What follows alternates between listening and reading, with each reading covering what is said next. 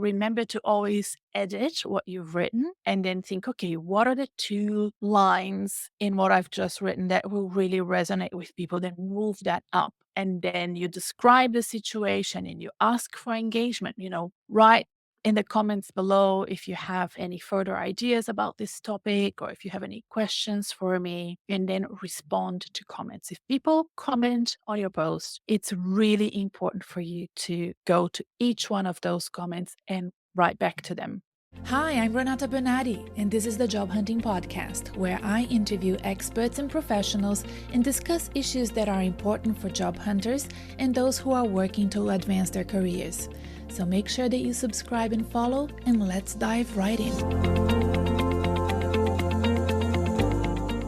Hello, everybody. I wasn't planning on recording this specific episode today, but I'm glad I'm doing it. I had a guest booked today, and the guest didn't show up.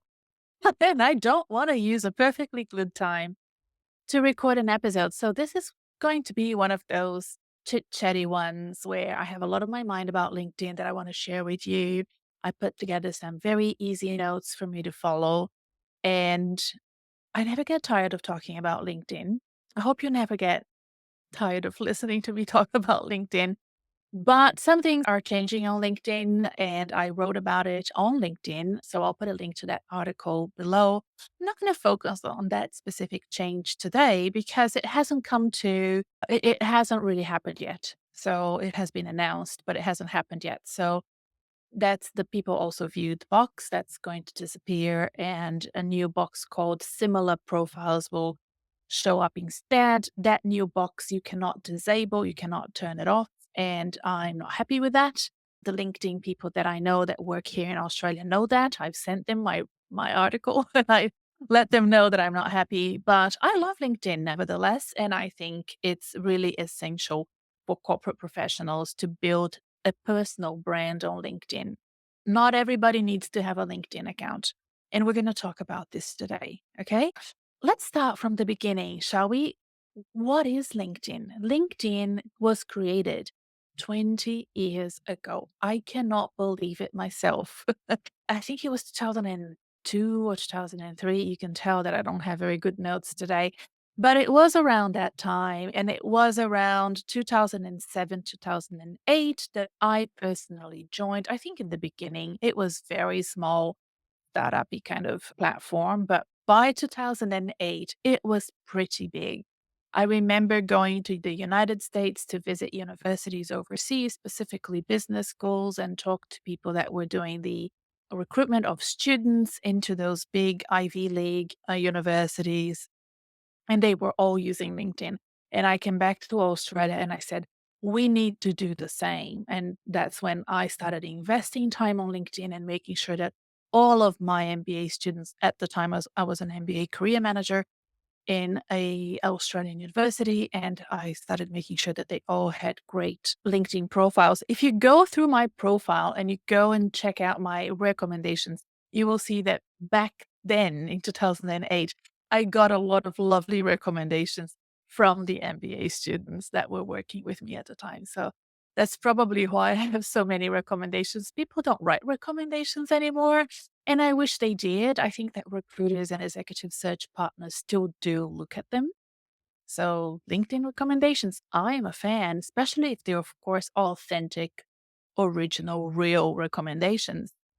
So I tend to write them whenever I can, and I love to receive them. I haven't received a recommendation in a while, so there you go. If you feel like writing something about the podcast on my LinkedIn, I'd be very grateful. In fact, to write a recommendation, you have to be connected to the person. So that's an extra step there for you. Okay, back to LinkedIn. 1 billion members as of 2024. I think it was the end of 2023 that milestone was reached, and 200 countries, right? So 24% of those 1 billion members are creative members on LinkedIn. The rest just are very passive. They just stay there and they watch and they see what everybody else is posting, but they don't interact. And LinkedIn's mission is to connect the world's professionals to make them more productive and more successful. So it is a social media platform, but it is geared towards professionals, corporations, business men and women, small businesses. It is about productivity, it is about career success, and it is about business success. So much so that in addition to the LinkedIn platform that you and I have access to, there are two other platforms that are very popular that are LinkedIn's B2B products. And one of them is Sales Navigator that LinkedIn sells for sales teams, and the other one is a recruitment platform that LinkedIn sells to HR departments and functions and recruitment firms. So, is being on LinkedIn essential for your career? It depends. It's not essential for everybody in the world. It is necessary to be strategic in it. You do need to be on LinkedIn if you are in specific sectors and industries. So, if you need a job in the corporate world, if you work behind a laptop like me, like 100% of my clients, if you work sitting down behind a desk, behind a desk and in front of a computer, chances are being on LinkedIn will be good for your career. Those that have a business and are very ambitious, like myself, I have my own small business. I want to expand into different markets. I want to hire people. I have three people working for me at the moment. Then LinkedIn is important for me. There was a time that I was a career coach based in Melbourne. And if it wasn't for LinkedIn and my podcast, I wouldn't have reached clients in the continents that I have clients now. I have clients in the Middle East, I have clients in Europe, I have clients in the United States, all over. And that happened because of this podcast and also because of LinkedIn. Who else? Those with businesses selling to professionals like myself, if you service business and personal training and technology and so forth, LinkedIn is important to you. Those who have businesses and sell to other businesses like consultants or products that you do B2B, LinkedIn will be important for you. Who doesn't need to be on LinkedIn? I don't think that artists need to be on LinkedIn. I don't think nurses and doctors necessarily need to be on LinkedIn, although some of them are. I don't think that trade workers need to be on LinkedIn, although some of them are. I don't think farmers need to be on LinkedIn unless they're, expanding, raising money or looking for work or collaboration or something like that. It is not essential for every sector and every industry. I believe it is good for white collar workers, be those if those workers are in the corporate world or if they are small business owners or solo entrepreneurs, if you're behind a desk. I think LinkedIn is pretty much a requirement these days. So, where do you start? What is your strategy on LinkedIn? I believe that the first step on developing a good LinkedIn presence is having your bio. On LinkedIn, we call that an about section, having a banner and having your photo. So that should be your first strategy. The bio, the banner, the headline, sorry, I forgot the headline. The headline and the photo are the things that are sort of showing right at the top. So that top real estate is really important. That's the blue chip real estate on LinkedIn. If people like what they see at the top, they will scroll down. The other thing that people don't understand about the headline and your photo is that if recruiters or anyone, if using Sales Navigator or the recruitment platform or the platform that you and I have access to, if they are doing a search, those are the two things that they will see when they're searching. They will see a little photo of you next to your headline and they will see lots of other people's as well. Let's say if they're looking for myself, if they're looking for a career coach, they will see my photo and they will see my headline and they will see photos of many other career coaches and the headlines of many other career coaches. And it will be whatever grabs their attention there that will make them click and check me out.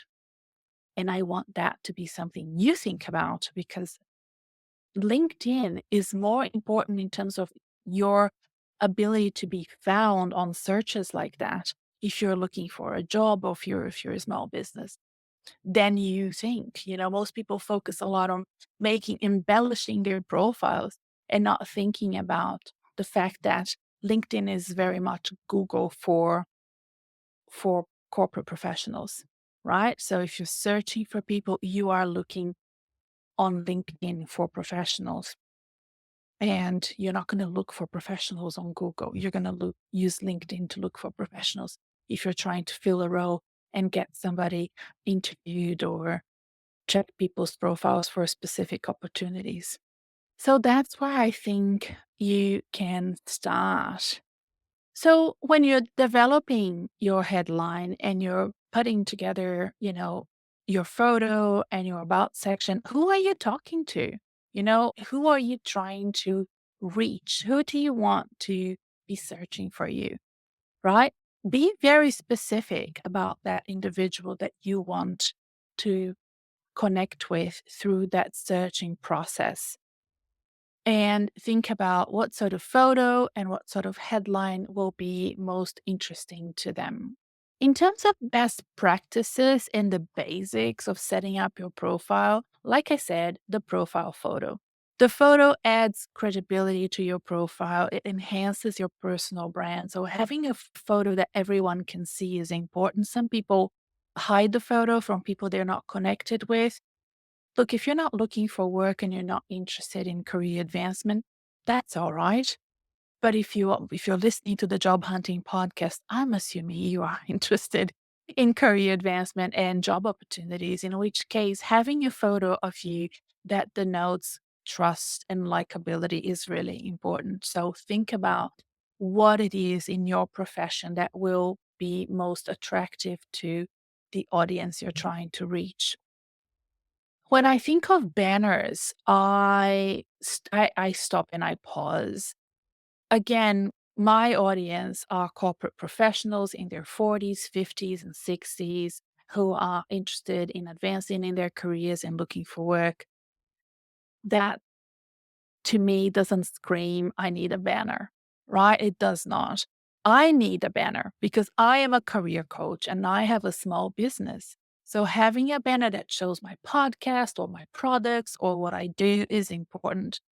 If you are a corporate professional and you have a banner that looks very salesy, it makes you look like a solo entrepreneur like myself, or that you already belong to a company, or that you, I don't know, are doing contract work, consulting work, and that sort of thing. So if what you're looking is to join a corporation or a small business or a medium-sized business to work for them, then the LinkedIn neutral boring banner is all you need. If you already work for an organization and that organization has a branded banner that employees can use on LinkedIn, use that. I really like that. Even if you're looking for work, it shows that you are a member of the team. It shows that you belong, that you are a colleague of others, and that you play the game of being on LinkedIn in a way, embracing that organization. If you work in marketing, if you are a senior executive, if you are in government affairs or communications or advertising and you work for an organization, I would expect that you have a branded banner if that banner exists. So do that, even if it's optional, I would adopt it. Then the headline. The headline should be customized to reflect what you want to be known for. It should be descriptive. It should be your job position today, plus a few other keywords about sector experience or geographical experience or anything, like if you're a CPA and you want to have it on your headline, that's fine, or an MBA, that's fine as well. A headline is something that I work with clients over and over and over again because there's up to 3 lines that you can play with, remembering that the first 50 letters are probably what's going to show up in a search. So, how you use that and you maximize that is really important. There's something called features, and I'm about to work with a client adding something to his features that I think will really, really work to his advantage. He wants to go back into a sector that he left just before the pandemic because he wanted to come back to Australia. I mean, the pandemic was crazy. He was working overseas. He wanted to come back. And there is something that belongs to that period of his life that is so current right now that is not easy to find on the web. But if we feature right at the top of his profile, it will really elevate his profile. And if people click on that video, or it could be an article, or it could be a press release, something that gets buried in the interweb. So if you can find those things and bring it forward, and you can have several features at the top of your profile. If you go to my profile again, go to my profile, follow me. You don't need to connect with me if you don't want to, but you at least follow me. You will see that I have only one feature. That's because all I want is for you to sign up for my newsletter. And I think the newsletter is fantastic. Frankly, I've been in marketing all my career and I have never seen such great open rates. When I go to my CRM system and I look at my open rates and I look at zero unsubscribes week in, week out, you have no idea how proud I get. It's my biggest pride and joy alongside, of course, this podcast is my weekly newsletter. So that's all I have up at the top of my feed. But then I'm a solo entrepreneur and I'm a business owner. If you're a corporate professional, you should be showcasing things that you've done in whichever way you can. I have clients that have very little in terms of website information, but they participated in a project. So they add maybe a PDF document or that is publicly available, of course, or an image. You can manipulate that so that there is an image there, and then you can change the heading, you can change the description. You can do quite interesting changes there that really does help you enhance that experience for somebody that lands on your profile. You can have also little featured media links under each of your experiences. So not everything belongs at the top. Some things can belong under each row. Again, if you go to my profile, you will see that I have little links to my podcast under the podcast job row. And even if you scroll down and see my previous corporate roles, when I was a CEO, when I was working at as director of enterprise, you will see that I have links there that kind of showcase the sort of work that I did in the organizations I worked for in the past. And you can do that as well.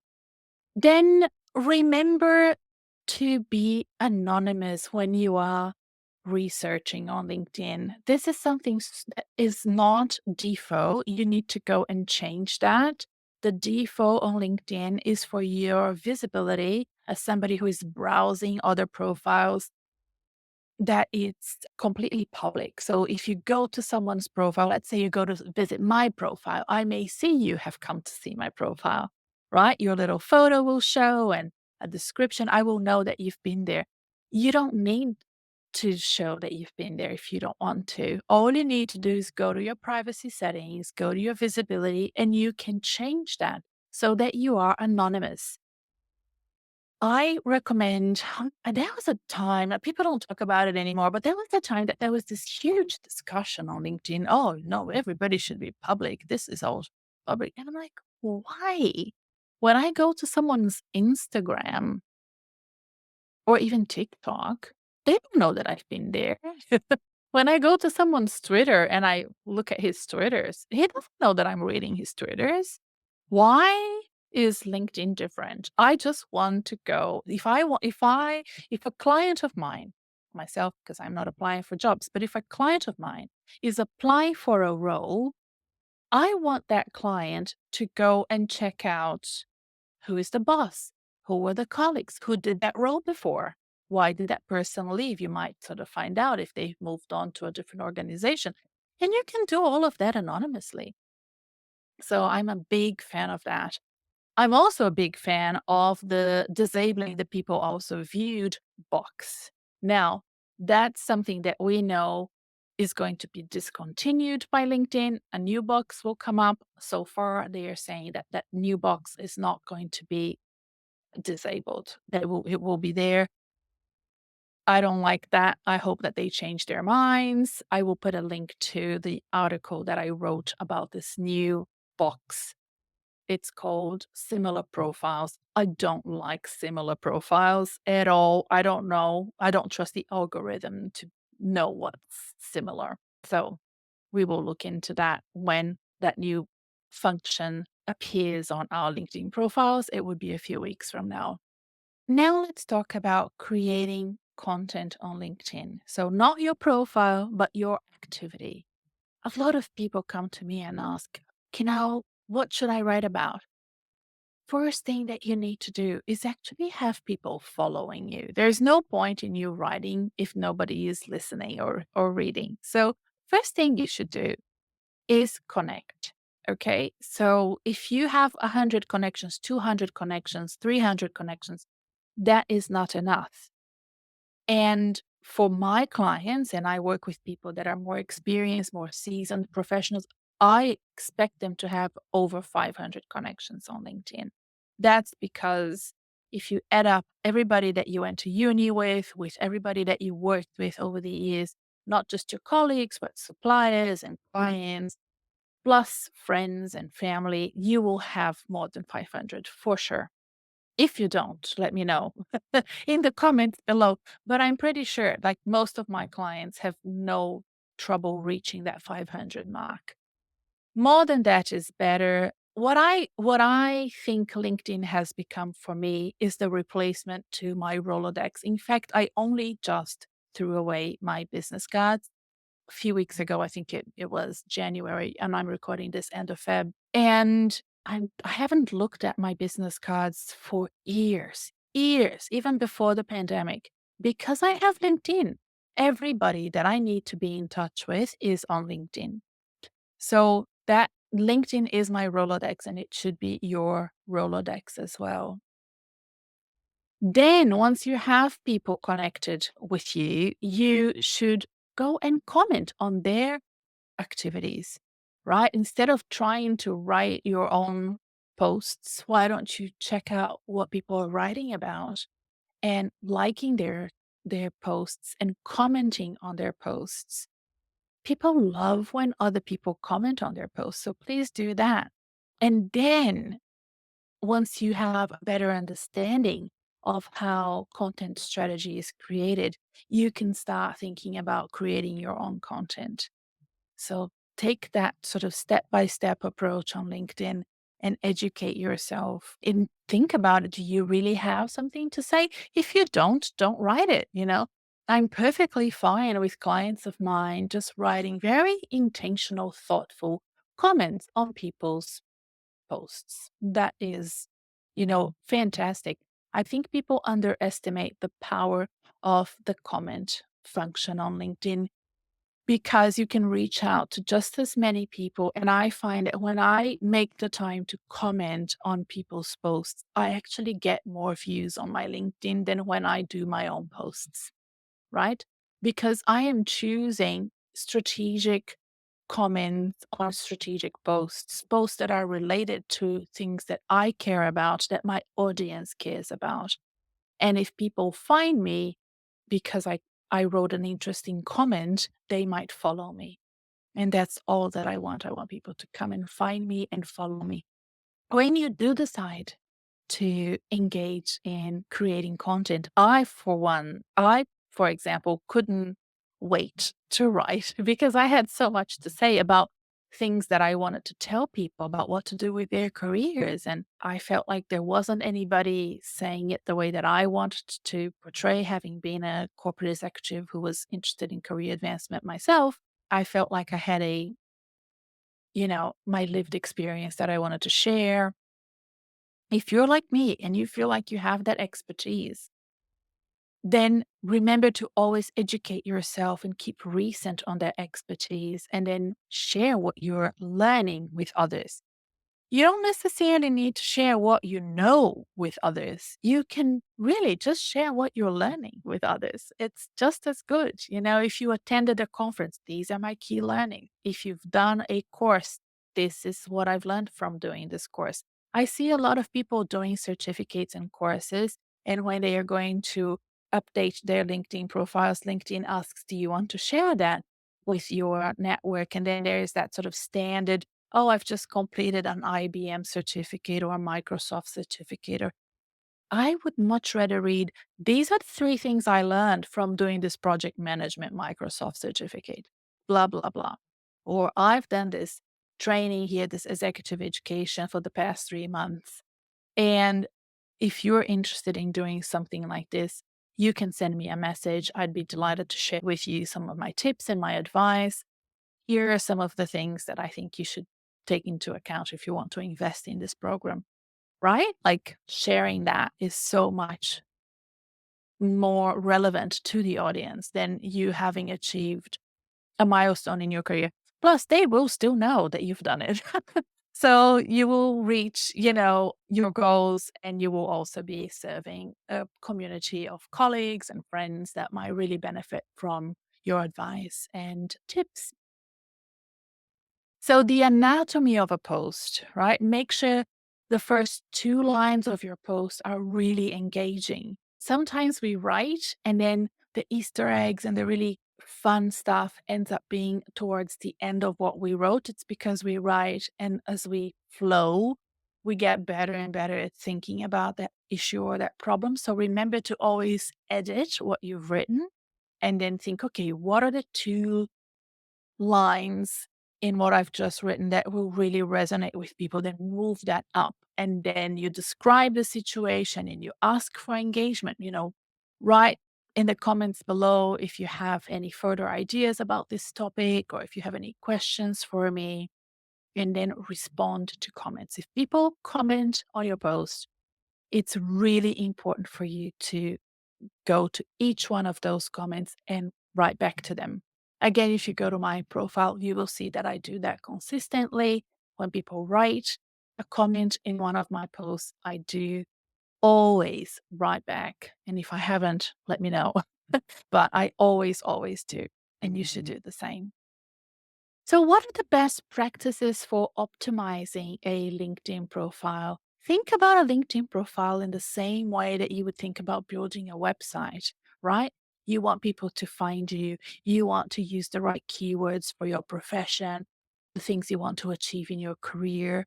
You want the top of the profile to be the most important part. You know that people will read that first. The headline will be what people will be searching for. And if they search for somebody like you, they will be attracted to the photo and the headline. So think about all of that in the same way that you would think about building a website. And what is important in terms of networking and interactions with others? I think people sort of underestimate the importance of messaging on LinkedIn. And if you are keen to, for example, connect with me, I would love to connect with you, but please send me a message. Please send me a message. Just say, I listened to your podcast and I wanted to connect with you, and it will be lovely if we connected. I think that that's nice. It's a nice thing to do. The other thing that people underestimate is the power of sending a private message, right? So if you work for an organization where you think doing too much on LinkedIn will raise alarm bells, or some organizations don't even allow you to have that much of a public profile. I work with clients that work for the Justice Department or police force or whatnot, and they have policies and protocols about social media. They're not allowed to post anything on LinkedIn or any other social platform. I say, all right, you can still have a LinkedIn profile, and they can, and we've checked, and you can still connect with people privately. So if you see somebody that is a friend of yours or a former colleague and they have written a nice post on LinkedIn, send them a private message and say, just seen your post. It's really nice what you said. I just wanted to say that I really enjoy reading it. I hope you're well.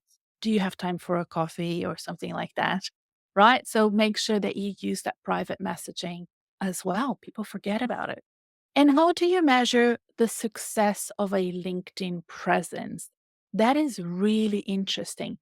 You probably know this. I do LinkedIn audits, and I am about to launch a LinkedIn online course. And if you're interested to know more, please subscribe to my newsletter. There will be a link in the show notes because if you're a newsletter subscriber, not only you will be the first to know, you will get a little discount when we launch this program. It's coming in a few weeks.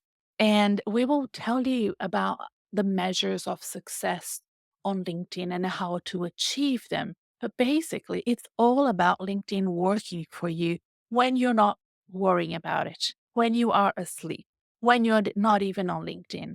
It's all about people finding you.